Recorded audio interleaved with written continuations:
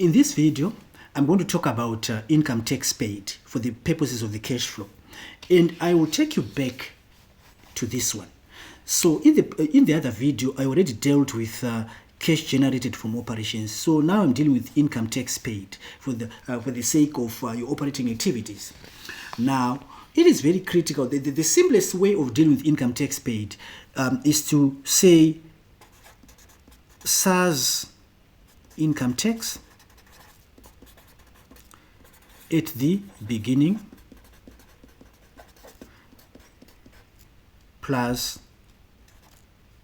income tax for the year, income tax for the year gives you that, minus SARS income tax at the end of the year. So this one, you're going to put it in brackets. This gives you tax paid. Now, but this question is not given as a straightforward question like that, right? They will say calculate income tax paid, but whenever they do that, there is always a catch on that.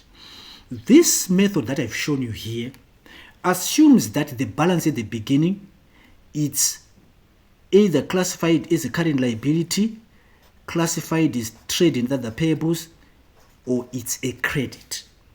And this balance at the end, it's a current liability, trade and other payable, it's a credit. So if your SARS income tax at the beginning is under current liabilities, that is TOP, or is written as a credit, then your balance at the beginning is positive. And if your SARS income tax at the end is a current liability, trade and other payable, or a credit, the balance at the end is negative. However, when they give you this question, the catch is always to give you one of the balances as a receivable, which means your sign here must change. So I'm going to give you two scenarios here. Allow me to do that. I'm going to give you two scenarios here in order for you to understand.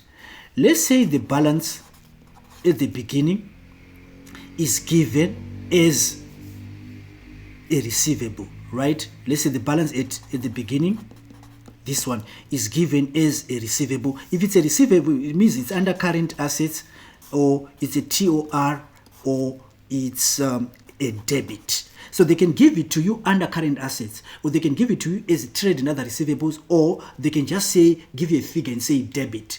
If they do that, this balance here at the beginning is the same balance here. It must change to negative. And then your income tax remains what? Remains positive. And then let's say the balance at the end still remains a current what? A current liability. It means it will still remain in brackets. So the difference is that in this first scenario here, both the opening and the closing balances are both trade and other payables. Now, but here, one of them is a receivable, that is the opening balance. So that becomes a negative, this one remains. Now, let me give you the second scenario. Let's say the balance at the beginning remains a credit. It means it will be out of brackets. Your income tax, you can still leave it as a positive, and then your balance at end. Let me say the balance at the end is the one that is a current assets, a TOR, or a debit. It means it must be out of brackets because the one that is a payable at the end is a negative. So if it's a receivable at the end, it has to be a positive. So what you must always look out for when they give you this question, the catch is always to give you one of the balances being a receivable. So what that means is that if both of them are payables, it's positive, negative, right? If both of them are receivables, it means it's negative, positive. But what is critical is for you to check which of these two balances is a receivable. If it's this one, this becomes a negative. If it's this one, this becomes a positive. So take note, I'm going to emphasize again. When they ask you to calculate income tax paid, the catch is always to know whether the balance at the beginning or at the end is receivable or not in order for you to change the sign. That is what is critical. Thank you.